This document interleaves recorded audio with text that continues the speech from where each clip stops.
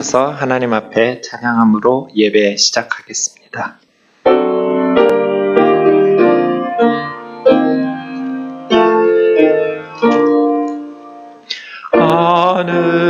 하늘에 계신 아버지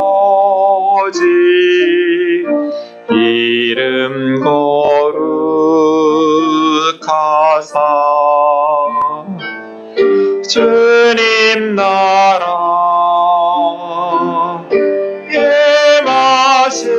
임하시고 뜻이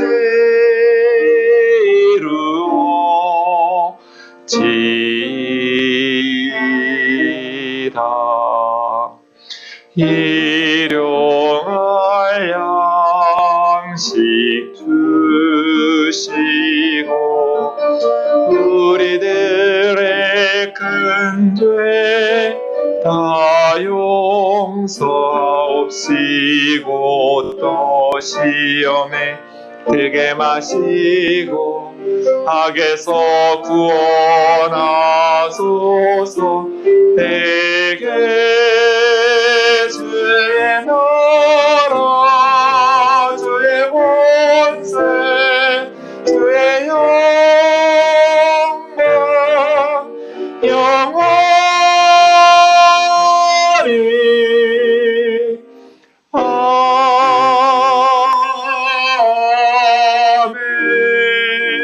아멘. 여호와여 나의 말에 귀를 기울이사 나의 심정을 헤아려 주소서. 나의 왕 나의 하나님이여 내가 부르짖는 소리를 들으소서. 내가 주께 기도하나이다. 여호와여 나의 원수들로 말미암아 주의 의로 나를 인도하시고 주의 길을 내 목전에 곧게 하소서. 오직 나는 주의 풍성한 사랑을 힘입어 주의 집에 들어가 주를 경외함으로 성전을 향하여 예배하리이다. 아멘.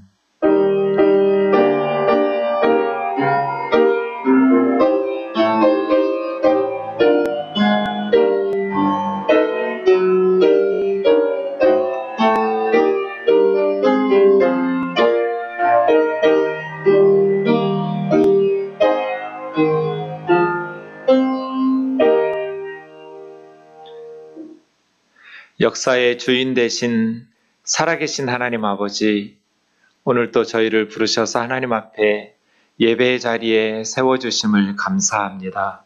온 마음과 정성을 다하여 하나님을 예배하기 원합니다. 성령과 진리로 우리 가운데 임하셔서 주님의 이름에 합당한 예배로 주께 영광 돌릴 수 있도록 인도하여 주옵소서. 예수님의 거룩하신 이름으로 기도하옵나이다. 아멘. 신앙 고백하겠습니다. 전능하사 천지를 만드신 하나님 아버지를 내가 믿사오며 그 외아들 우리 주 예수 그리스도를 믿사오니 이는 성령으로 잉태하사 동정녀 마리아에게 나시고 본디오 빌라도에게 고난을 받으사 십자가에 못 박혀 죽으시고 장사한 지 사흘 만에 죽은 자 가운데에서 다시 살아나시며 하늘에 오르사 전능하신 하나님 우편에 앉아 계시다가 저리로서 산 자와 죽은 자를 심판하러 오시리라. 성령을 믿사오며 거룩한 공회와 성도가 서로 교통하는 것과 죄를 사하여 주시는 것과 몸이 다시 사는 것과 영원히 사는 것을 믿사옵나이다. 아멘. 거짓된 마음으로 하나님 앞에 바른 예배를 드릴 수는 없습니다. 회개기도 하겠습니다.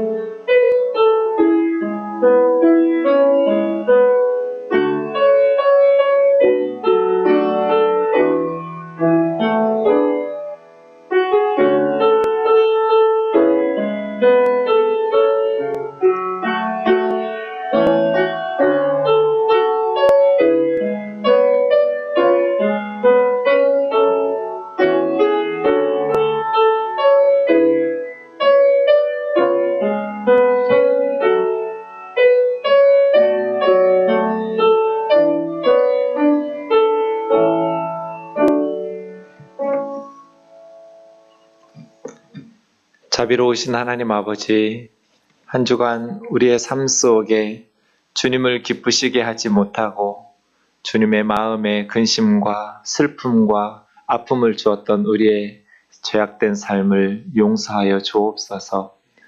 오늘은 4.19 60주년 기념일입니다.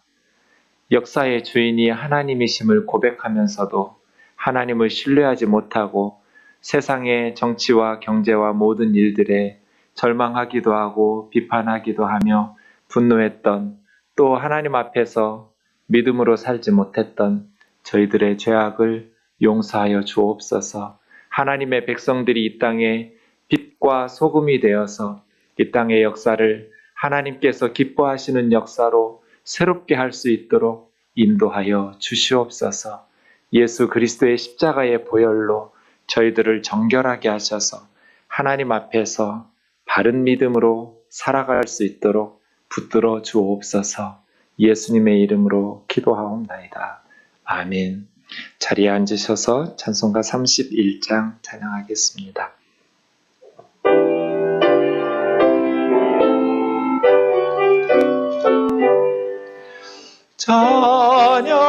찬양하라 복되신 구세주 예수, 백성들아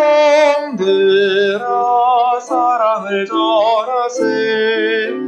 경배하라 하늘의 천군과 천사, 주님 앞에 영광을 돌리세. 목자같이 의뢰를 지키시고 종일 품에 늘 안아주시니, 찬양하라 높으신 권세를 찬양, 찬양 찬양 영원히 드리세. 찬양하라 복되신 구세주 예수, 우리 대신 죽임을 당했네. 구주 예수 영원한 구원의 소망, 경배하며 겸손히 절하세. 찬양하라 우리 죄 지신 예수, 그의 사랑 한없이 크셔라. 찬양하라 높으신 권세를 찬양,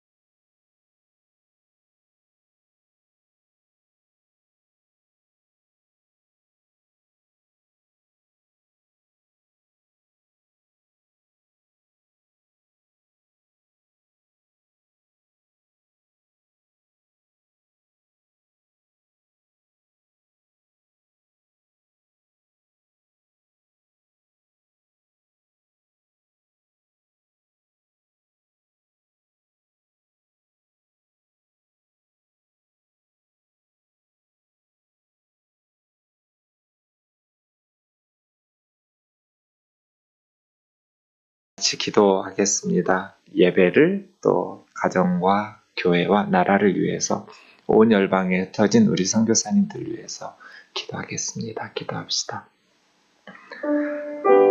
자비로우신 하나님 아버지,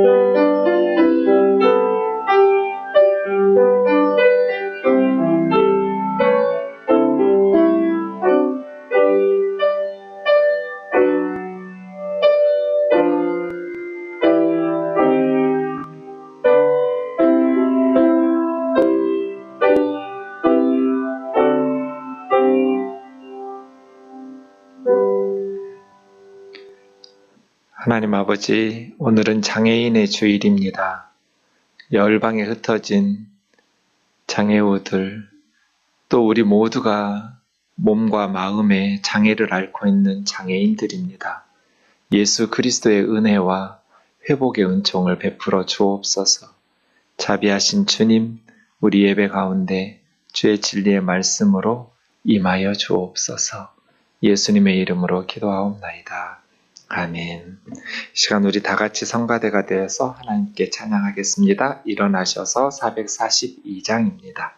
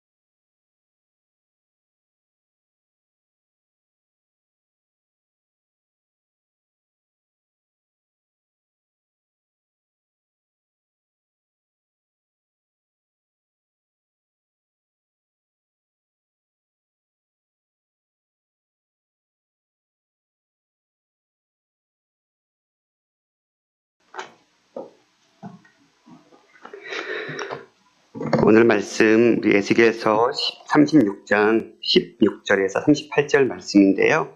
말씀 봉독은 21절부터 29절까지 봉독하겠습니다.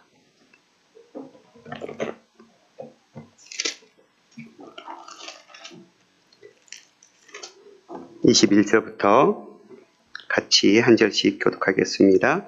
그러나 이스라엘 족속이 들어간 이 여러 나라에 더럽힌 내 거룩한 이름을 내가 아꼈노라. 그러므로 너는 이스라엘 족속에게 이르기를 주 여호와께서 이같이 말씀하시기를 이스라엘 족속아 내가 이렇게 행함은 너희를 위함이 아니요 너희가 들어간 그 여러 나라에서 더럽힌 나의 거룩한 이름을 위함이라. 여러 나라 가운데서 더럽혀진 이름 곧 너희가 그들 가운데서 더럽힌 나의 큰 이름을 내가 거룩하게 할지라. 내가 그들의 눈앞에서 너희로 말미암아 나의 거룩함을 나타내리니 내가 여호와인 줄 여러 나라 사람이 알리라. 주 여호와의 말씀이니라.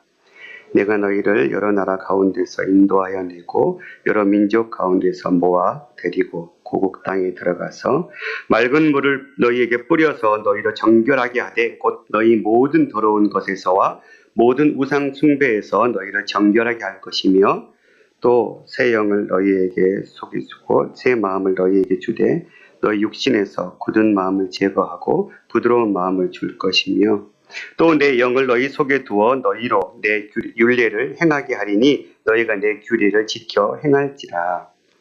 내가 너희 조상에서 준 너희 거주하면서 내 백성이 되고 나는 너희 하나님이 되리라. 아멘. 제가 기도하겠습니다.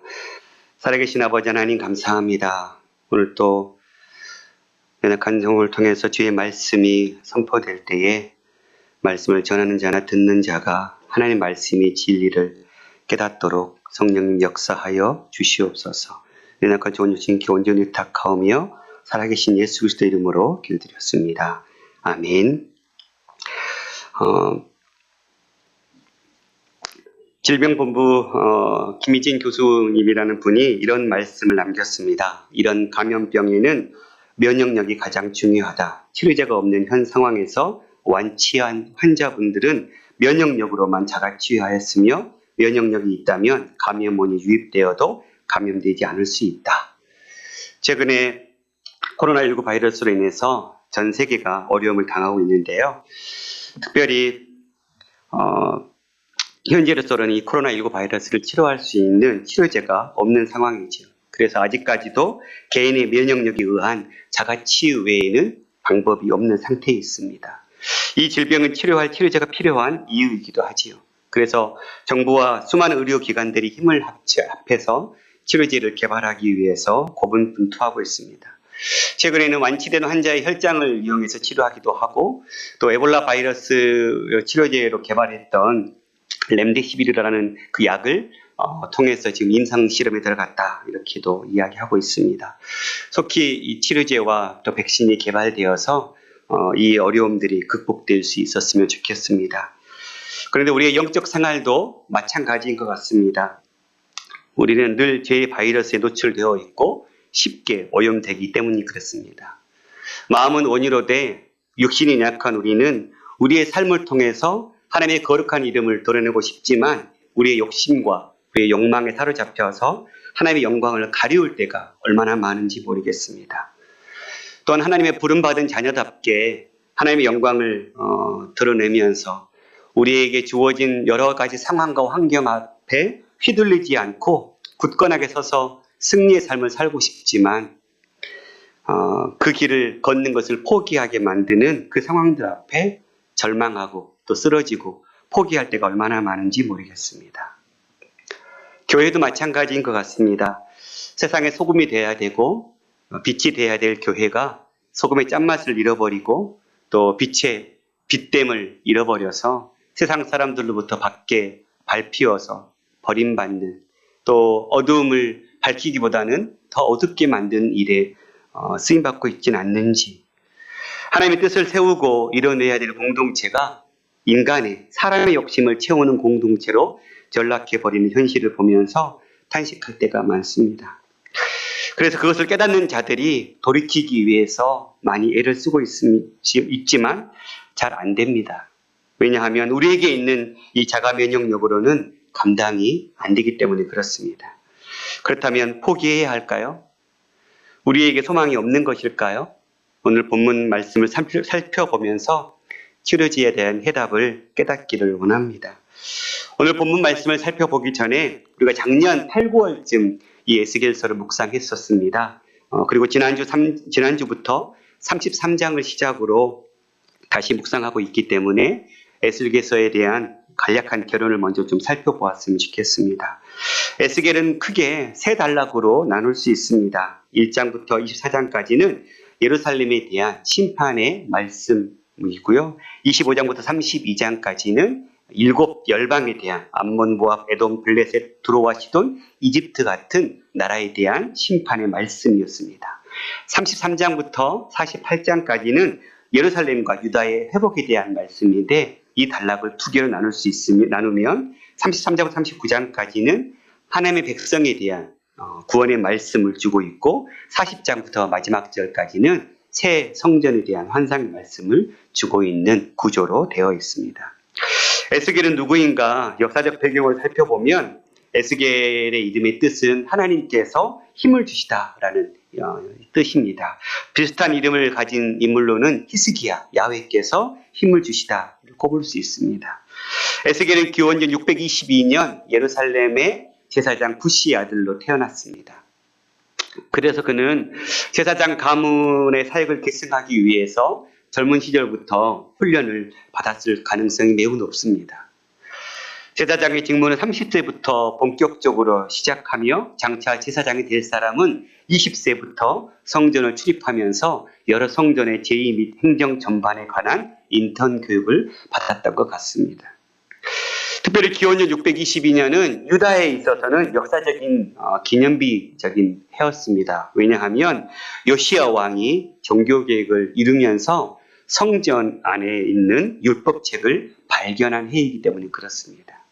이처럼 에스겔은 요시야 시대의 종교개혁의 바람이 유대 전역을 휩쓸고 또 북이스라엘을 무너뜨렸던 아수르가 그 세력이 약화된 틈을 이용해서 민족적 자존심과 독립에 대한 기운이 만개했던 그런 분위기 속에서 에스겔은 어린 유년 시절을 보냈을 것입니다.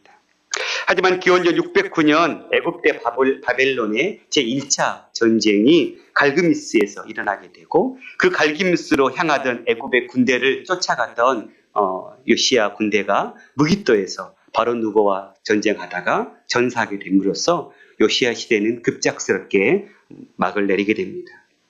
그래서 백성들은 요시야의 둘째 아들 요아하스를 왕으로 급히 세웠지만 갈그미스 전투에서 무승부로 끝나고 다시 애굽으로 내려가던 바로 누고 2세에 의해서 요아하스는 폐위되고 그의 요시야의 첫째 아들인 요아김을 왕으로 세워놓고 이제는 요아김 왕은 애굽에 조공을 바치는 신세로 전락해버렸습니다. 그리고 605년 제2차 애굽대 바벨론 전쟁이 일어났습니다. 그때는 바로 바벨론의 느부갓네살 왕이 아버지 나보폴라살이 비겼던 그 전쟁에서 승리하게 되죠.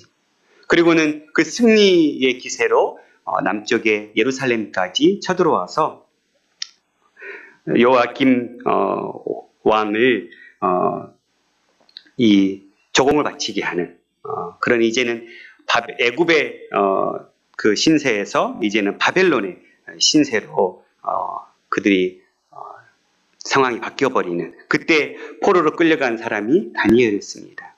그리고는 여호와김 3년간 바벨론을 섬기다가 이때 예레미야는 바벨론을 섬기라고 권고했지만 유다 지역 내에 친바벨론파 세력을 누르고 친애굽파 세력이 득세하면서 바벨론이 아닌 애굽을 섬기게 되는 그런 선택을 하게 됩니다.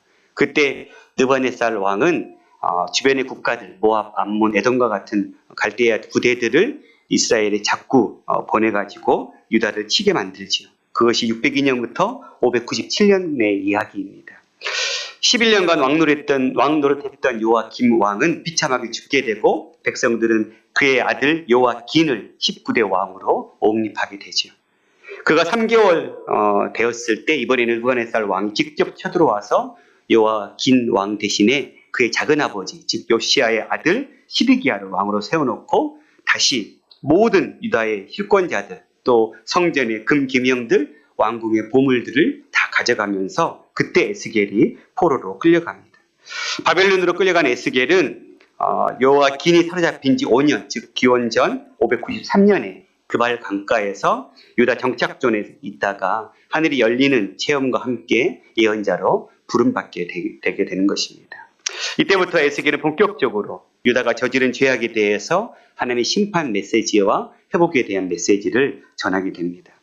그러던 와중 유다의 왕 시드기야는 예레미야의 경고에도 불구하고 기원전 588년에 바벨론에 맞서서 반역을 꾀합니다.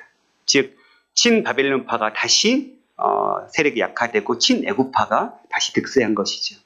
결국은 느부갓네살 왕은 군대를 이끌고 와서 18개월 동안 예루살렘 성전을 포위하게 되고 성 안에는 기근과 질병이 난무하게 되고 마침내 586년에 예루살렘은 함락되게 되어버립니다.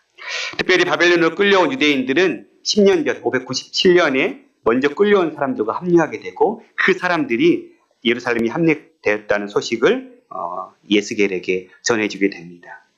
에스겔의 예언자로 사역을 시작한 지 5년째 되던 해였습니다. 그때부터 571년까지 약 22년 동안 바벨론 포로지에서 유다와 예루살렘 회복과 재건을 예언하면서 유다인들에게 위로와 소망의 메시지를 전달하는 역할을 감당하는 선지자가 바로 에스겔입니다.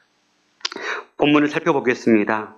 주중에 묵상했던 34장부터 새로운 목자가 등장하게 됩니다. 그리고 그 목자의 등장으로 인해서 이스라엘의 회복에 대한 예언이 시작되었습니다. 36장에 와서 1절부터 15절까지는 외적인 이스라엘 땅의 회복과 오늘 본문 16절부터 38절은 내적인 백성의 회복에 대한 메시지를 전해주고 있습니다. 예루살렘이 무너지고 나라가 멸망하고 포로로 끌려간 유대인들은 매우 혼란스러웠을 것입니다. 그러나 그들은 에스겔 33장 31절을 보면 에스겔을 통해 전해진 여호와의 말씀을 듣고도 돌이키는 행동으로 옮기지 않았던 자들입니다.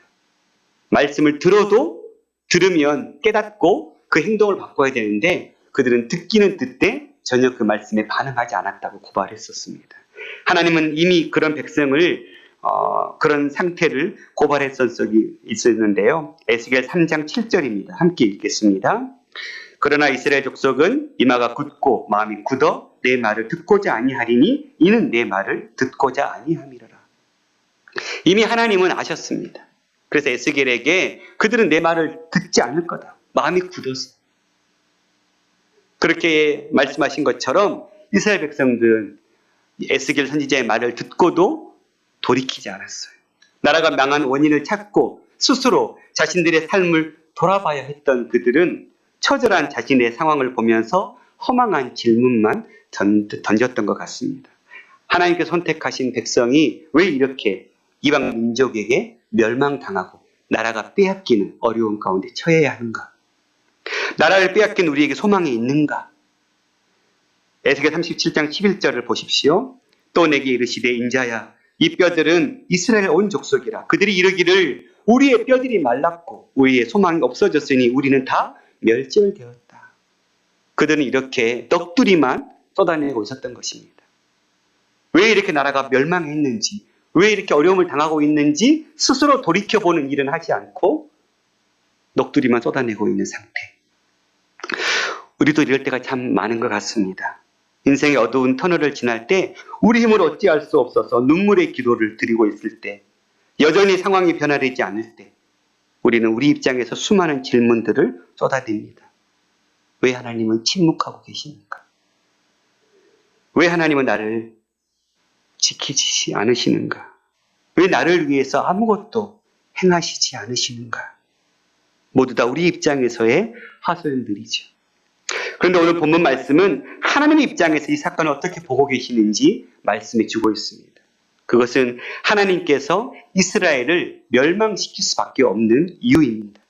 하나님께서 이스라엘과 혼인했는데 이스라엘에게 이혼장을 써주면서 이스라엘을 떠나보낼 수밖에 없었던 그 이유를 말씀해 주고 있는 것입니다. 17절 18절 함께 읽겠습니다.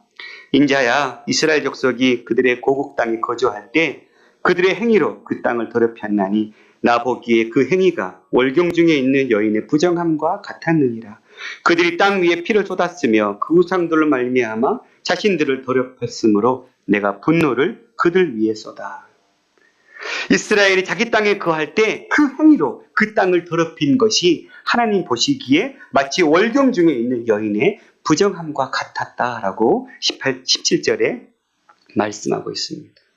레위기 15장에 근거하면 월경 중에 있는 여자는 7일 동안 부정하다고 얘기하고 있습니다. 뿐만 아니라 그가 입었던 옷, 그가 앉았던 장소도 부정하다고 얘기하고 있습니다. 그러면서 그에게 동침한 남자도 7일 동안 부정하다라고 선언하고 있습니다. 이처럼 남편이 월경 중에 있는 아내와 가까이 할 수 없듯이 온전하고 거룩하신 하나님은 온전치 않은 비정상의 상태에 있는 이스라엘과 가까이 할 수 없었습니다. 어떻게 그들이 비정상인 상태가 되어버렸습니까? 그들은 죄 없는 사람의 피를 흘리고 온갖 우상을 섬겨 땅을 더럽혔다고 18절에 고발하고 있습니다. 하나님의 이름을 더럽히는 것은 그분의 성전을 더럽히는 우상 숭배와 연관되어 있지요. 우상에게 인신 제사를 행함으로 자식의 피를 흘리게 했고 가난한 자들과 무고한 자의 피를 흘렸기 때문입니다. 정치적인 압제, 경제적인 착취, 성적 타락 등 이스라엘을 횡령했던 모든 종류의 도덕적 범죄를 포함하고 있습니다. 이스라엘 백성의 죄된 행위가 하나님의 땅을 더럽힌 것이죠. 그들이 하나님과의 맺은 언약을 파기해버린 것입니다. 하나님의 법에 합당한 삶을 살지 않은 것이죠. 결국 이것이 하나님의 징벌을 받은 이유였습니다. 하나님께서는 그 땅의 탄식을 더 이상 들으실 수 없었습니다. 하나님은 결국 그 행위대로 그들을 심판할 수밖에 없었고 여러 나라로 흩어지게 할 수밖에 없었습니다. 19절입니다. 그들을 그 행위대로 심판하여 각국에 흩으며 여러 나라에 해쳤더니 하나님의 능력이 없어서 여호와의 손이 짧아서가 아니라 이스라엘 백성들이 하나님을 버리고 언약을 파괴하고 하나님을 떠나서 온갖 죄악 가운데 그들의 삶을 세워냈기 때문에 하나님은 심판할 수밖에 없었습니다. 이혼장을 써줄 수밖에 없었다고 탄식하고 있는 것입니다. 이스라엘에게 있어서 하나님의 이름은 영광 그 자체였습니다. 아브라함과 언약을 맺은 하나님은 이집트의 가장 강력한 10가지 신들을 하나하나 깨뜨렸습니다. 그리고 홍해를 가르게 하시고 40년 동안 광야 생활 가운데 그들은 만나와 메추라기로 먹이시고 의복이 헤어지지 않게 신발이 헤어지지 않게 보호하셨던 하나님이시죠. 불기둥으로 구름기둥으로 지키셨던 하나님이셨습니다. 그래서 그 백성을 가나안 땅으로 들어가게 하실 때 가나안 사람들은 하나님의 이름에 대한 소문을 들었습니다. 기생 라합은 여호수아 2장 9절에서 11절에 이렇게 고백합니다. 말하되 여호와께서 이 땅을 너희에게 주신 줄 내가 아노라. 우리가 너희를 심히 두려워하고 이 땅 주민들이 다 너희 앞에서 간담이 녹나니 이는 너희가 애굽에서 나올 때 여호와께서 너희 앞에서 홍해물을 마르게 하신 일과 너희가 요단 저쪽을 있는 아모리 사람 두 왕 시온과 옥에게 행한 일 곧 그들을 전멸시킨 일을 우리가 들었음이니라. 우리가 듣자 곧 마음이 녹았고 너희로 말미암아 사람이 정신을 잃었나니 너희의 하나님 여호와는 위로는 하늘에서도 아래로는 땅에서도 하나님이시라. 라합의 결단은 하나님의 영광의 이름을 익히 들었기 때문에 그렇게 결단을 내릴 수 있었던 것이었습니다. 이스라엘 백성을 여기까지 이끌고 오신 하나님의 능력의 이름이 온 이방 사람들에게 전해진 것입니다. 온 땅에 하나님의 거룩한 이름이 가득 찬 것입니다. 그런데 그 거룩한 이름이 약속의 땅에 들어가서 살아가는 하나님의 백성들에 의해서 더럽혀지기 시작한 것입니다. 누구보다 하나님의 영광을 위해서 살아가야 될 그들이, 거룩한 이름을 드러내면서 살아가야 될 그들이 하나님의 영광을 가리우는 삶으로 돌아서 버렸습니다. 결국 그 땅이 이스라엘을 토해버릴 수밖에 없었습니다. 그러자 어떤 일이 벌어졌습니까? 20절, 21절 같이 읽겠습니다. 그들이 이른바 그 여러 나라에서 내 거룩한 이름이 그들로 말미암아 더러워졌나니 곧 사람들이 그들을 가리켜 이르기를 이들은 여호와의 백성이라도 여호와의 땅에서 떠난 자라 하였습니다. 그러나 이스라엘 족속이 들어간 그 여러 나라에서 더럽힌 내 거룩한 이름을 내가 아꼈노라. 고대 근동의 사람들은 1차적으로 지역신 개념을 가지고 있었습니다. 그래서 자신의 백성을 보호하지 못하고 다른 나라의 포로가 되어 끌려가게 하는 그 나라의 신을 무능한 신으로 불가하다고 여겼습니다. 그 지역을 벗어나서는 그 신이 영향력을 끼칠 수도 없다고 생각했고 그렇게 다른 나라에 끌려가게 한 신은 무능한 신이라고. 어떤 나라에 패배한 것은 그 나라의 신이 패배한 것이라고 여겼습니다. 그러므로 요한은 바벨론의 권세와 그 신들에게 굴복한 시시한 나머지 신들 중에 하나로 전락해버린 것입니다. 그렇게 조롱받은 것입니다. 열방들은 이 사실을 지적하면서 하나님을 믿을 수 없는 신이라고, 아니면 힘이 없는 신이라고 조롱했던 것입니다. 여호와의 땅에서 떠난 자들, 그 신이 보호할 수 없는 자들이라고, 그 신은 바벨론 신에게 졌던 신이라고 고발하고 있는 것입니다. 민수기 14장 13절에 보면 10명의 정탐꾼의 보고를 들은 이스라엘 백성들이 밤새 울면서 통곡하면서 차라리 애굽에 돌아가자라고 사람들을 지도자를 세우려고 할 때 하나님은 전염병을 내려서 멸하려고 하시지요. 그때 모세가 기도합니다.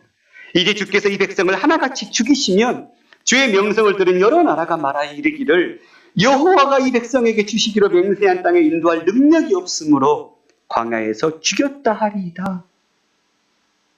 모세가 제기한 것이 바로 하나님 이름에 대한 문제였던 것입니다. 그렇게 하나님은 모세의 기도를 들으시고 사하시기를 결단하셨던 것처럼 오늘 본문에서도 하나님은 이제 그의 이름에 칠해진 오점을 제거하기로 결단하고 있습니다. 22절에서 23절 함께 읽겠습니다. 그러므로 너는 이스라엘 족속에게 이르기를 주 여호와께서 이같이 말씀하시기를 이스라엘 족속아 내가 이렇게 행함은 너희를 위함이 아니요 너희가 들어간 그 여러 나라에서 더럽힌 나의 거룩한 이름을 위함이라. 여러 나라 가운데서 더럽혀진 이름 곧 너희가 그들 가운데서 더럽힌 나의 큰 이름을 내가 거룩하게 할지라. 내가 그들의 눈 앞에서 너희로 말미암아 나의 거룩함을 나타내리니 내가 여호와인 줄 여러 나라 사람이 알리라. 주 여호와의 말씀이니라. 하나님께서 왜 이스라엘을 회복시켜 주겠다고 말씀하고 있습니까? 그것은 이스라엘의 멸망의 처참함을 보시고 그들을 불쌍히 여겼기 때문이 아닙니다. 바로 하나님의 거룩한 이름 때문이라고 이야기하고 있습니다.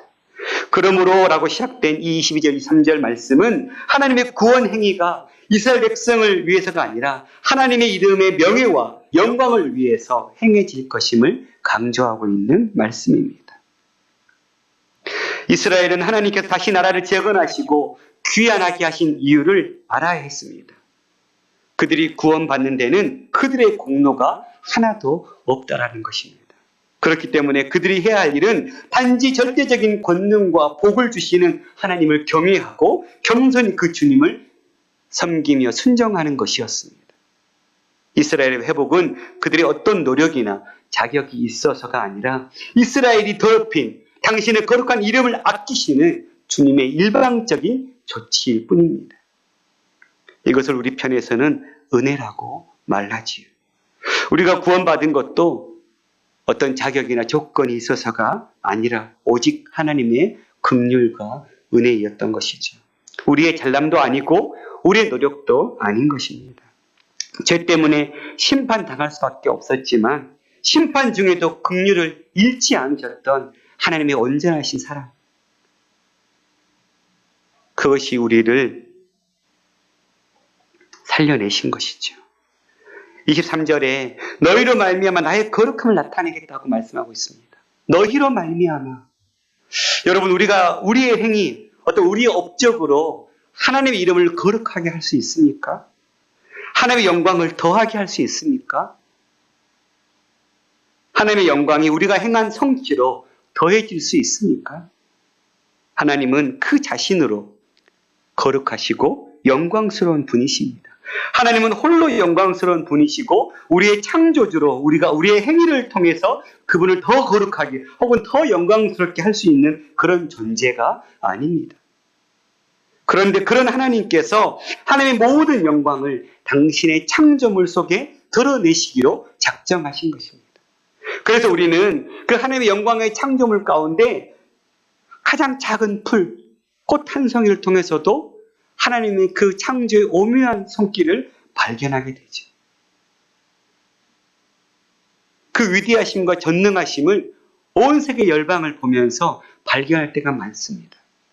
그런데 그 중에 최고봉은 바로 우리 인간이지요. 자신의 닮은 형상으로서의 인간을 통해서 하나님은 당신의 놀라운 영광을 드러내시기를 작정하셨습니다. 그분 스스로 무한하게 영광스러운 분이시고 거룩한 분이신데 그 거룩함과 영광을 우리에게 맡겨주시면서 드러내는 위험성을 각오하신 것입니다. 그래서 하나님의 백성의 특권은 온 세상에 하나님의 그 영광을 보여주는 것이 있는 것이죠. 그런데 그 영광을 마땅히 보여줄 하나님의 백성들이 하나님의 이름을 더럽혀버린 것입니다. 온갖 우상을 섬기고 죄악을 행하다가 심판당하여 나라를 빼앗겨 포로로 끌려간 이스라엘의 모습이 우리의 모습은 아닙니까? 하나님께서 우리를 택해 주셨고 우리가 그 영광을 드러낼 기회를 주셨는데 우리는 우리의 삶을 통해서 그 영광을 드러내기는커녕 하나님의 이름에 먹칠하고 있지는 않는지 모르겠습니다. 그런데 그러한 죄악 가운데 그 절망 속에서 스스로 치료할 수도 없고 빠져나올 수도 없는 우리의 한계를 하나님은 아시고 당신의 그 이름의 명예와 영광을 위해서 친히 그 거룩함을 드러내시겠다고 말씀하고 있는 것입니다. 이스라엘이 더럽힌 하나님의 이름을 회복하는 것은 곧 이스라엘을 위하는 길이었습니다. 하나님은 이스라엘을 괘씸하게 생각하지 않으셨습니다. 하나님은 하나님의 이름이 결부된 이스라엘을 회복시키겠다고 말씀하고 있는 것입니다. 지금도 동일한 마음으로 우리를 위해 당신의 거룩함을 드러내시는 하나님인 줄 믿습니다. 때로는 나와 같은 매번 쓰러지고 넘어지고 연약해서 하나님의 이름을 드러내기보다는 그 이름을 가리우는 나와 같은 인생을 포기하고 던져버리고 외면하고 말 것 같은데 여러 연단과 나라가 빼앗기는 그런 아픔까지도 감내하면서 그 백성에게 진정 하나님이 원하시는 것을 깨닫게 해주고 그것을 온전히 깨닫게 되면 다시 하나님은 당신의 그 거룩한 이름을 회복하기 위해서 일하시는 하나님. 그 하나님이 동일하게 오늘 또 우리에게 그 거룩한 이름을 회복시켜 주시는 하나님이라는 사실 앞에 감사라는 이 짧은 한마디가 나올 수밖에 없는 이유인 것 같습니다.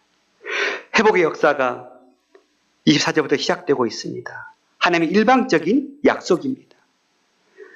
크게 5가지로 볼 수 있고 7가지로 나누기도 하던데요. 5가지로 살펴보면 첫 번째는 포로 귀환입니다. 포로로 끌려갔던 나라에서 이스라엘 본국으로 돌아오게 하겠다고 24절은 이야기하고 있습니다.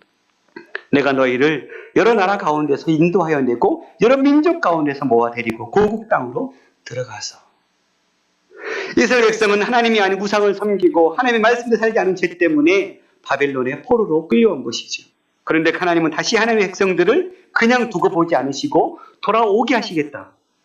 포로 귀환의 계획을 말씀하고 있습니다. 두 번째는 속죄입니다.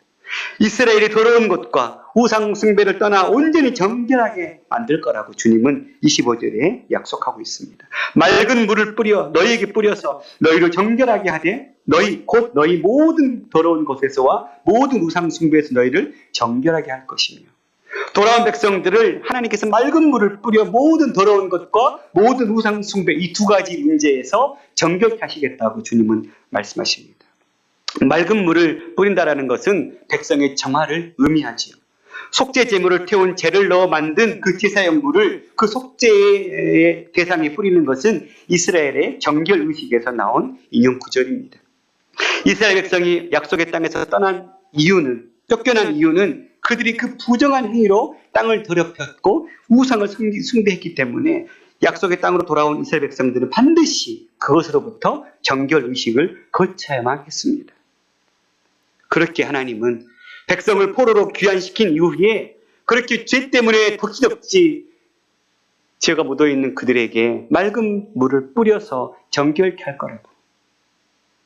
우리 역시 죄로 더러워진 세상을 살고 있지요. 우리를 씻기는 동일한 하나님의 은혜가 필요합니다. 그것은 바로 예수 그리스도이시죠. 하나님의 독생자 예수 그리스도를 십자가에 죽게 하시고 그가 흘린 그 피로 말미암아 우리의 모든 죄를 씻어주셨습니다. 주님은 그 주님의 맑은 피와 같은 보혈의 공로로 우리의 죄를 덮어주시고 죄인 된 우리를 의인이라고 말씀해 주신 것입니다. 그렇게 회복시키실 거라고, 예수 그리스도를 통해서 그렇게 맑은 물을 뿌려서 우리를 정결케 해주실 거라고 약속하셨던 그 약속을 이뤄내시고 있는 주님이십니다. 세 번째는 새 영과 새 마음을 부어주실 거라고 26, 27절에 이야기하고 있습니다. 또 새 영을 너희 속에 두고 새 마음을 너희에게 주되 너희 육신에서 굳은 마음을 제거하고 부드러운 마음을 줄 것이며 또 내 영을 너희 속에 두어 너희로 내 율례를 행하게 하리니 너희가 내 규례를 지켜 행할지라. 이스라엘 회복은 영적이고 내면적인 면까지로 나아가고 있습니다. 영에 해당하는 루아우는 숨이나 바람 혹은 하나님의 영이라는 의미도 있지만 본문에서는 인간의 기질이나 성질, 정신과 같은 의미로 마음과 유효로 사용되었다고 보아야 할 것입니다. 이 루아가 창세기 41장 8절에서는 꿈을 꾼 바로의 그 번민하는 마음을 묘사할 때 사용했고, 또 여호수아 2장 11절에서는 여리고성 사람들이 이스라엘 군대가 쳐들어왔다는 말을 듣고 정신이 잃었다라는 표현에서 사용하고 있는 단어입니다. 또한 마음에 해당하는 이 레브라는 단어는 사사기 16장 25절에서는 인간의 감정이 자리 잡는 곳으로 묘사하고 있고, 열왕기상 3장 9절에서는 사리 판단을 할 수 있는 지혜와 지식의 자리로 제시되고 있고, 엽기서에서는 윤리적인 양심으로 표현하고 있습니다. 그래서 구약성경 창세기 20장 5절에서는 마음을 통해 하나님을 경배할 수도 있고, 또 창세기 8장에서는 그 마음을 통해서 하나님을 향해 대항하여 범죄할 수 있다라고도 이야기하고 있습니다. 그래서 다윗은 밧세바와 동침한 이후에 나단의 책망을 받았을 때 내게 정한 마음을 창조해달라고 간구했던 것이죠. 그러나 구약성경 영내에서 이 마음과 영이라는 단어가 본문처럼 한 문장에서 함께 사용될 때는 서로 다른 별개의 뜻이 아니라 인간의 전인적인 지정 이의를 포괄하는 그러한 의미로서 사용되고 있는 관용적 표현으로 이해해야 할 것입니다. 예를 들어 18장 31절에 너희가 범한 모든 죄악을 버리고 마음과 영을 새롭게 하라고 명령하셨을 때 바로 우리의 삶과 행동과 그 태도를 결정하는 전인격적인 삶을 바꿀 것을 의미하고 있는 말씀인 것처럼, 이스라엘 백성에게 새 마음과 새 영을 주신다라는 말씀은 하나님께서 기뻐하시는 새로운 삶을 살 수 있는 능력과 은혜를 그 내면과 인격에 부여해 주시겠다는 의미로 볼 수 있는 것입니다. 새 영과 새 마음, 전인격적인 삶의 변화를 일으켜 주실 것을 약속하고 있는 것이죠.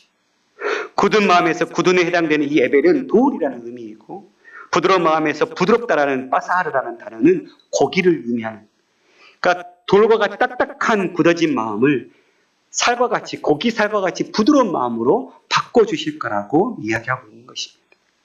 즉 굳은 마음이란 하나님의 인도하심과 그 말씀에 대해서 전혀 반응하지 못하고 있는 딱딱하게 굳은 돌 같은 마음을 이야기하는 것이고, 부드러운 마음은 하나님의 그 인도하심과 말씀에 대해서 흡수할 수 있고 받아들일 수 있는 그런 반응하는 마음이라는 의미이겠죠. 이처럼 이스라엘 백성에게 그 부드러운 마음이 제거되고 딱딱한 마음이 제거되고 부드러운 마음을 갖게 된다는 것은 이스라엘 백성의 불순종하는 삶이 순종하는 삶으로 바뀔 거라고 주님은 영적 갱신을 예고하고 있는 것입니다. 또한 27절에서 내 영은 하나님의 성령을 의미하는 말씀입니다. 에스겔 예언의 기초가 된 것으로 보이는 예레미야 예언에 예레미야 31장 31절부터 보면 그는 내 법을 그들 속에 두고 그들의 마음 속에 기록한다라는 그런 말씀이 있지만 거기에는 성령에 대한 이야기가 없습니다. 그런데 에스겔은 이것을 깨달아 알고 있었던 것이죠. 이 표현은 구약의 용례상 메시아 시대의 도래를 예고하고 있는 말씀입니다.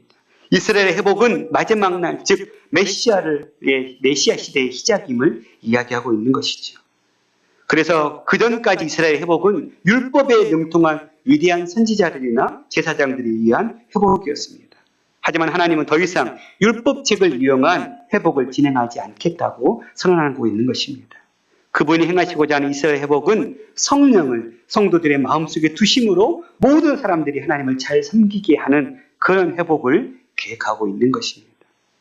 완고하고 반항하고 무감각한 돌 같은 마음이 부드럽고 감지를 잘하고 반응하는 부드러운 마음으로 바뀔 것을 무엇을 통해서요? 성령을 통해서. 그래서 애써 율법을 지키는 노력이 아니라 성령의 힘으로 행할 수 있게 만들겠다고 그렇게 약속하고 있는 것입니다. 딱딱하게 굳은 찰흙은 그 위에 아무리 물을 쏟아 부어도 그 물이 흡수되지 못할 것입니다. 마찬가지로 우리의 마음이 딱딱하게 굳어 있을 때는 생수와 같은 하나님의 말씀이 부어져도 제대로 흡수할 수가 없습니다. 겉만 훑고 지나가 버릴 뿐입니다. 그래서 우리에게는 부드러운 마음이 필요합니다. 부드러운 흙 속에 물을 부으면 잘 스며드는 것처럼 토기장이가 원하는 대로 잘 빚어질 수 있는 인생이 될 것입니다. 성령의 인도하심을 받는 사람은 자신의 아집과 고집을 내려놓고 부드러운 마음으로 하나님의 말씀을 듣게 될 것입니다. 그렇다면 새 영을 주시겠다는 하나님의 약속은 어떻게 성취되었습니까? 약속대로 예수 그리스도께서 부활하신 이후에 예수님께서 보혜사 성령님을 보내주실 걸 약속하셨고 그 약속대로 성령께서 오시면서 이루어졌습니다. 그래서 에베소서에서는 성령의 충만함을 받으라고 권면하고 있는 것이죠.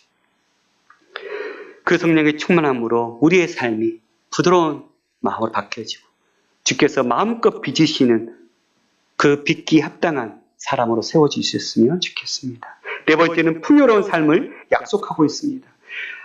하나님이 약속하신 풍요로운 삶을 위한 물질적인 복을 받게 될 거라고 28절 30절은 이야기하고 있습니다. 내가 너희 조상에게 준 땅에서 너희가 거주하면서 내 백성이 되고 나는 너희 하나님이 되리라.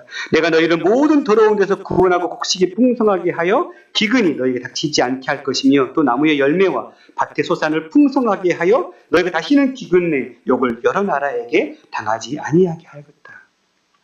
28절에서 가장 중요한 말씀을 전해주고 있습니다. 하나님과 이스라엘 백성이 다시 언약 관계로 회복될 것을 얘기하고 있습니다. 하나님과의 관계가 회복된 이후에 29절 이하의 풍요로운 삶의 복을 주고 있는 것이죠. 내가 다시 너희가 내 백성이 되고 나는 너희 하나님이 되는 이혼장을 써서 내보냈는데 다시 하나님께서 재혼의 관계를 맺으시겠다. 다시 결혼의 관계를 맺으시겠다.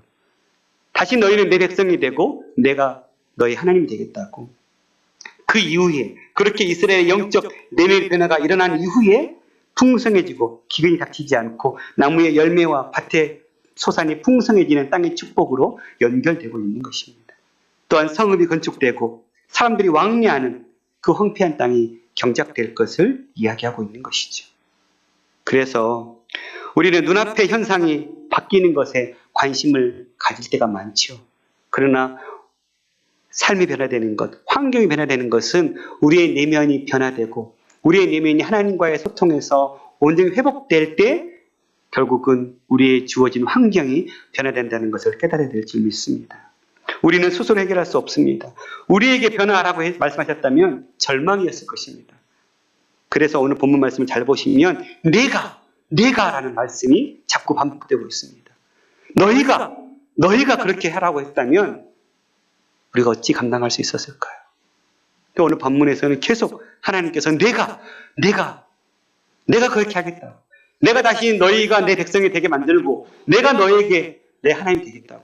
그리고 그렇게 내면의 세계를 변화시키고 난 이후에는 내가 그 너희의 삶의 외면적인 변화를 만들어낼 것이라. 내가 그렇게 바꿔낼 거라고 약속하고 있는 것이죠. 하나님은 내가 그렇게 하시겠다. 이런 신이 어디에 있습니까? 은혜이지요. 다섯 번째는 회개입니다. 과거에 그들이 지은 죄를 뉘우칠 거라고 31절부터 32절은 이야기하고 있습니다. 그때 너희가 너희 악한 길과 너희 좋지 못한 행위를 기억하고 너희 모든 죄악과 가증한 일로 말미암아 스스로 밉게 보리라. 주 여호와의 말씀이니라. 내가 이렇게 행함은 너희를 위함이 아닌 줄을 너희가 알리라. 이스라엘 족속아 너희 행위로 말미암아 부끄러워 한탄할지어다.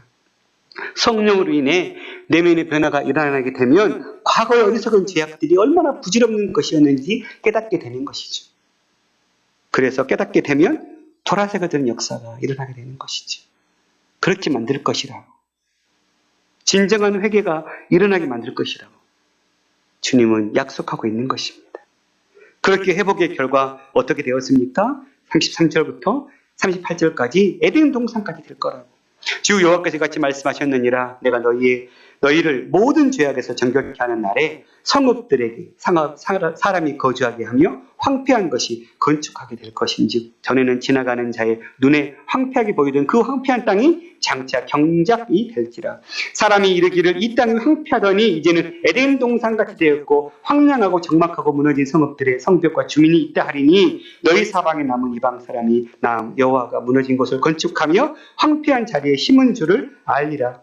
나 여호와가 말하였으니 이루리라. 주 여호와께서 같이 말씀하셨느니라. 그래도 이스라엘 족속이 이같이 자기들에게 이루어 주기를 내게 구하여야 할지라. 내가 그들의 수요를 양떼같이 많아지게 하되 제사드릴 양떼 곧 예루살렘이 정한 절기에 양무리같이 황폐한 성읍을 사람의 때로 채우리니 그러한즉 그들이 나를 여호와인 줄 알리라 하셨느니라. 하나님은 다시금 이 회복의 때에 누리게 될 축복을 언급해주고 있는 것이죠. 황폐한 땅이 잘 경작된 밭이 될 것이며 사람들이 이를 보고 황무지가 에덴 동산까지 되었다라고 말하게 될 것을 이야기하고 있는 것입니다. 그리고 이 모든 복과 은혜의 역사의 주관자가 바로 하나님이심을 알게 될 거라고 주님은 말씀하고 있는 것입니다. 나 여호와가 말하였으니 이르리라. 저는 이 말씀이 너무 가슴에 와닿았습니다. 나 여호와가 말하였으니 이르리라. 하나님이 말했으니 내가 책임질 거야. 나는 하나님이고 전능하신 신이니 그 전능한 자가 말했으니 내가 반드시 이룰 거야. 하나님의 절대적인 주권을 선포하고 있는 것이죠. 하나님은 행하시는 하나님, 만들어가시는 하나님이심을 선포하고 있는 것이죠. 약속하시고 그것을 이룰 수 있는 능력의 하나님이시며 그것을 반드시 이루시는 약속을 성취하시는 신실한 하나님이심을 이야기하고 있는 것입니다. 어줍지 않은 선포하고 있는 것이 아닙니다. 행할 수 있는 능력이 없으면서 행할 거라고 약속하고 있는 사람의 약속이 아닌 것이죠. 그 모든 것을 행할 수 있는 하나님께서 내가 그렇게 말했으니 이룰 거라고 약속하고 있는 것입니다. 그래도 이스라엘 족속에게는 할 일이 있습니다. 37절에 보면 개역 한글에 구하여야 한다라는 말이 마치 조건절처럼 들려지게 되는데요. 하나님의 약속조차 조건적으로 간구해야 한다라고 어감을 줄 수 있지만 그러나 본문의 이 말씀은 하나님께서 백성들로 하여금 구해지도록 하신다라는 하나님의 회복을 강조하고 있는 말씀입니다. 그래서 세 번역으로 읽어보면 나 주 하나님이 말한다. 이제 나는 다시 한번 이스라엘 족속을 시켜서 내게 도움을 간청하게 하겠고 하나님께 구하게 하겠다고. 내가 이것을 이스라엘 족속으로 그들을 위해 행하도록 구하여지게 할 것이다. 이런 뜻인 것이죠. 우리가 회복을 위해서 기도해야 되는데 그 기도의 마음마저도 하나님께서 주시겠다라는 약속인 것입니다. 그러니 우리는 하나님의 긍휼을 바라봐야 할 줄 믿습니다. 하나님 이 일이 우리에게 이루어지게 해주십시오. 굳어진 마음이 부드러워진 마음 바뀌어지고 하나님의 가리워진 영광을 가리웠던 삶을 살았던 우리의 인생이 다시 하나님의 영광을 드러내는 삶으로 바뀌어지는 그런 일이 이루어지게 해달라고. 이 기도마저도 내가 기도하는 것이 아니라 그렇게 기도하게 만들 것이라고. 그렇게 부르짖게 만들 것이라고. 그 마음마저도 하나님께 우리에게 부여해 주실 거라고 약속하고 있는 것입니다. 말씀을 마치겠습니다. 최근 코로나19 사태로 인해서 사람들의 삶과 마음이 얼마나 딱딱하게 굳어져 있는지 모르겠습니다. 특히 교회에 대한 사람의 시선은 얼마나 차갑게 식어져 있는지. 주일에 모여서 예배도 드릴 수 없는 상황. 사회 속에서 교회의 영향력과 주도권이 더욱더 작아지고 있는 상황 같습니다. 그렇다면 이대로 끝일까요? 아닙니다. 하나님은 결국 교회를 포기하지 않으실 줄 믿습니다. 당신의 거룩한 이름을 위해 이스라엘 백성을 회복시키신 것처럼 오늘 우리 교회와 한국교회를 회복시키실 걸 믿습니다. 전적으로 부패한 이스라엘 편에서는 아무 소망이 없습니다. 구원과 심판 간의 악순환의 고리를 끊어낼 수 있는 힘이 이스라엘에게는 없음을 인정하시고 하나님께서는 근본적인 처방전을 마련해 주신 것입니다. 그것은 이스라엘 사람들의 마음에 새 영과 새 마음을 넣어주시는 것. 이스라엘이 율례와 규례를 지켜 행할 수 있도록 굳은 마음을 제거하시고 부드러운 마음을 주시는 것. 하나님께서 이스라엘 당신께 순종할 수 있도록 그분의 영을 부어주시는 그 치료 방법을 허락해 주신 것입니다. 직접 당신의 거룩한 이름을 위해서 하나님께서 일하신 것입니다. 그것은 우리를 위한 일인 것입니다. 작년 한 해 저는 참 많이 힘든 한 해였습니다. 22년간 사역하면서 물론 그 고난을 겪고 있는 그때가 가장 힘들다고 느끼겠지만 작년 한 해 어머니께서 골다공증이 심하셔서 2번이나 넘어지시면서 2번이나 갈비뼈가 골절되고 그러면서 요양원에 한 8개월 동안 입원하시면서 치매 증상까지 오게 되는 또 유일하게 저희 가족 중에 아직 예수를 믿지 않은 작은 형에게 조금이나마 복음의 영향력을 좀 끼쳐보고 싶어서 사업을 하면서 돈이 필요하다 그러길래 제가 뭐 빌려줄 수 있는 돈은 없고 제 카드에서 대출 받아서 빌려줬거든요. 근데 사업이 망하니까 동생에게 돈을 갚고 싶어도 못 갚는 거예요. 뭐 최대한 버티는데 금액이 너무 커져가니까 어렵더라고요, 마음에. 또 사역에 있어서도 작년 한 해 참 저희 연약함과 부족함 때문에 많은 오해를 받기도 하고 청소년부를 새로 시작하면서 부푼 꿈은 있었지만 여러 가지 저를 방해하는 그런 환경들 앞에 제 마음이 무너지기 시작했습니다. 그래서 정말 죄송스럽게도 목사님께 찾아가서 목회를 좀 그만두고 싶다.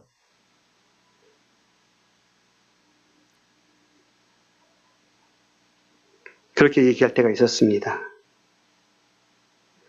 그때마다 붙잡았던 말씀이 오늘 이 말씀이었습니다. 주님 제게 새 마음과 새 영을 부어주십시오. 주님 제게 새 마음을 좀 부어주십시오. 주님 정말 나를 부르신 그 소명이 내게 확실하다면 내가 이 소명을 중단하지 않고 끝까지 견뎌낼 수 있는 새 마음을 좀 부어달라고.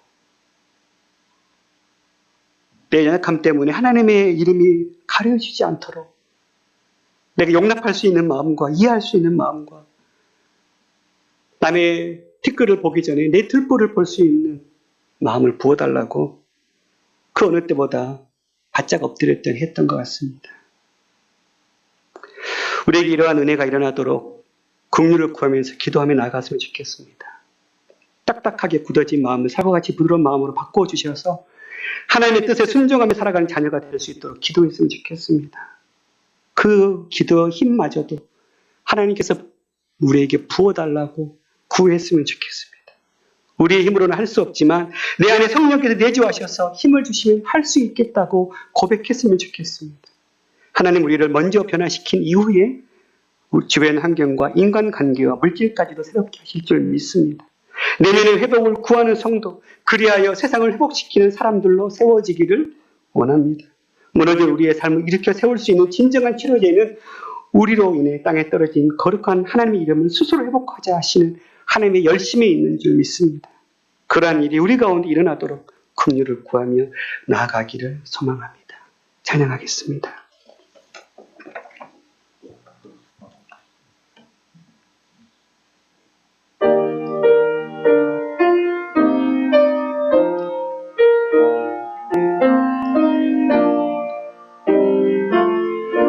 허무한 시절 지날 때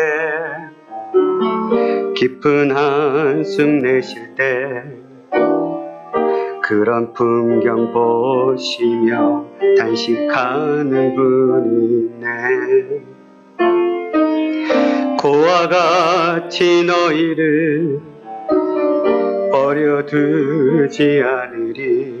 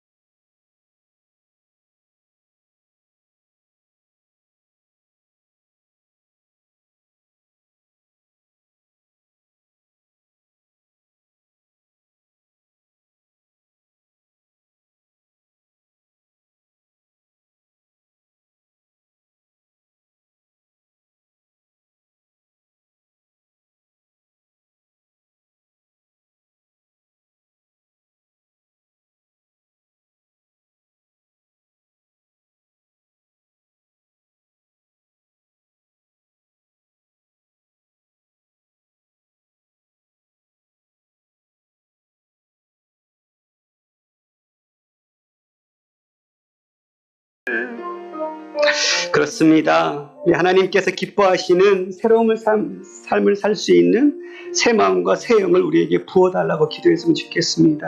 하나님의 말씀에 순종할 수 있는 부드러운 마음을 달라고 기도했으면 좋겠습니다. 그래야 해서 우리를 통해서 하나님의 영광의 이름을 드러내게 해달라고 기도했으면 좋겠습니다. 함께 기도하며 나갑시다. 살아계신 아버지 하나님 감사합니다. 우리의 연약함 속에서도 하나님의 이름을 드러내 주옵소서. 우리를 부르신 이유, 그 부르신 목적을 우리가 드러낼 수 있도록 우리의 굳은 마음을 제거해 주시고 우리의 부드러운 마음을 허락하여 주시옵소서.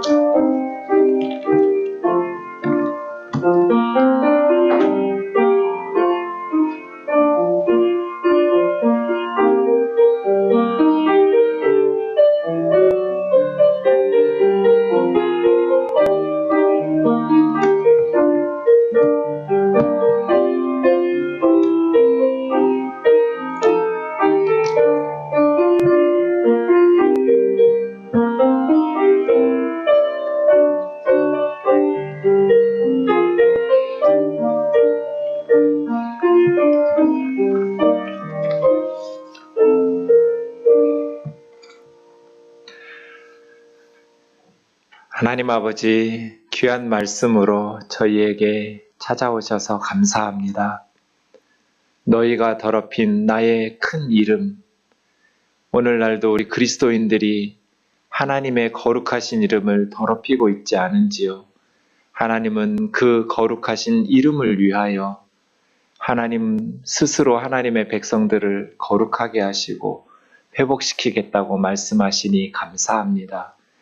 주 여호와께서 이같이 말씀하셨어도 우리가 구하여야겠다고 말씀하신 주님, 우리의 회복을 바라면서 하나님의 거룩하신 이름이 우리 삶에 회복되기를 구하는 한 주간 되게 하여 주옵소서. 낭만과 절망 가운데 포기하지 말게 하시고 다시 말씀으로 용기를 얻어 주님 앞에 기도하면서 이 어려운 시기들을 이겨낼 수 있도록 인도하여 주옵소서. 예수님의 거룩하신 이름으로 기도하옵나이다. 아멘. 귀한 말씀 감사합니다. 좌우에 있는 우리 가족들과 함께 인사하면 좋겠습니다. 사랑하고 축복합니다.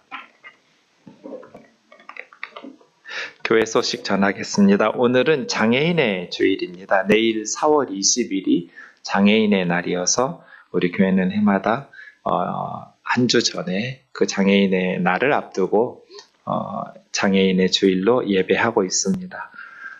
사실은 몇몇 장애인들이 아닙니다. 우리 모든 인류가 다 장애인입니다. 제가 주보 칼럼에도 썼지만 마음의 장애, 몸의 장애, 우리 모두가 다 선악과 사건 이후로는 다 장애인이라고 생각하셔야 됩니다. 그래서 우리가 주신 말씀을 순종하면서 이 세상의 차별과 특별히 연약한 지체들의 눈물이 없는, 함께 더불어 행복한 어느 누구보다도 그리스도인들이 그러한 것들을 사모하고 실천하면서 살아야 될 것 같습니다. 오늘 목사님 주신 말씀처럼 우리의 돌과 같은 딱딱한 굳어져 버린 마음이 아니라 고기와 같이 살과 같이 부드러운 마음으로 변화돼서 좀 새로운 마음으로 성령 안에서 변화돼서 이 땅을 더럽혀지지 않도록 하나님의 영광으로 회복시켜가면서 살아갈 수 있도록 장애인의 주일에 특별히 우리가 우리의 생각과 마음이 새로워질 수 있는 은혜 있기를 원합니다. 코로나 때문에 예배를 계속 온라인으로 드리고 있습니다. 이번 주 토요일까지 온라인하고 다음 주일에 모여서 예배하기로 광고했는데 당회와 또 운영위원회 논의해서 최종적인 확정은 주중에 다시 드리도록 하겠습니다. 지난 주중에 우리 김종배 집사님께서 소천하셔서 장례식을 치렀습니다. 우리 주얼리 권사님의 남편이시고 원로 목사님과 김종길 장로님의 큰 형님이십니다. 또 우리 김성호 집사님, 한수영 집사님의 아버님이시기도 합니다. 유가족을 위해서 기도해 주시면 좋겠습니다. 코로나로 인해서 직장을 잃거나 또 여러 가지 경제적인 어려움을 처한 자영업하는 우리 교우님들은 오늘부터 목요일 저녁까지 2차로 지난달에 우리가 1차 한 13가정 정도를 도왔는데요. 2차로 코로나 구제를 하려고 합니다. 목요일 저녁까지 신청해 주시면 좋겠습니다. 모르시면 목회자들이나 아니면 캠프장님들이나 구제국장님, 김정성 집사님에게 연락해 주셔서 신청하시면 목요일까지 받고 금요일, 토요일에 우리가 이렇게 지원하도록 하겠습니다. 가정당 50만 원씩 지원하는데요. 턱없이 부족하겠지만 그래도 어려운 상황에서 조그만 위로와 도움이 될 수 있도록 우리가 돕고 있는데요. 망설이지 말고 좀 신청하시면 좋겠습니다. 다 같이 일어나셔서 마지막 찬송 3절 부른 후에 축도로 예배 마치겠습니다.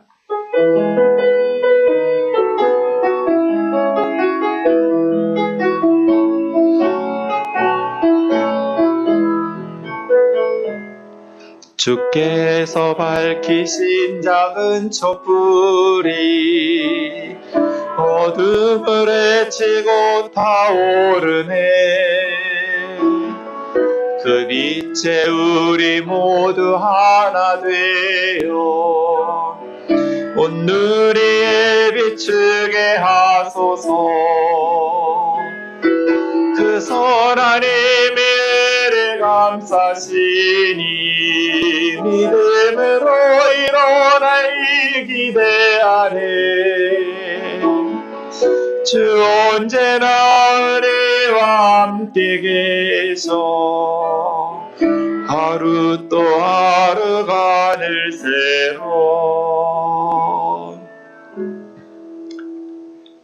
하나님 아버지 감사합니다. 이스라엘 백성들이 우리는 망하지 않을 거야 라고 우상 숭배하고 연약한 자들의 피를 흘리면서도 헛된 기대와 헛된 평안에 젖어 있을 때 에스겔은 반드시 하나님의 심판을 받을 거라고 예언하더니 이제가 나라 망한 후에 절망 속에서 이제 우리는 끝났다고, 우리는 더 이상 희망이 없다고 포기하고 있을 그때에는 하나님께서, 너희가 아니라 바로 하나님께서 우리를 회복시키시되 하나님의 거룩하신 이름을 위해서 너희 속에 새 영과 새 마음을 주어 회복시키실 것이라고 희망의 메시지를 전했습니다. 자비로우신 주님, 귀한 말씀 붙잡고 기도하면서 믿음으로 승리하는 한 주간 되게 하여 주옵소서. 우리의 삶에 헛된 기대가 아닌 참된 회개와 참된 순종으로 하나님 앞에서 새로운 희망을 일구는 그리스도인들이 되게 하여 주시옵소서. 귀한 예물을 드린 손길들에게 복을 주시고 또 드리지 못한 손길에도 동일하게 복을 내리셔서 우리 우면동 교우들 가정마다 선한 일에 열매 맺는 값진 인생 살아가게 도와 주시옵소서. 우리 주 예수 그리스도의 크신 은혜와 하나님 우리 아버지의 놀라우신 사랑하심과 성령의 교통하심이 오늘 또 귀한 말씀으로 새 힘을 얻어서 하나님께서 우리 안에서 이루실 회복을 기대하면서 믿음으로 다시 주님 앞에 무릎으로 나아가기를 소망하는 주의 자녀들과 그 가정과 생업과 우리 조국 대한민국과 열방에 흩어진 교우들과 선교사님들 위해 이제로부터 영원까지 함께 있을지어다. 아멘.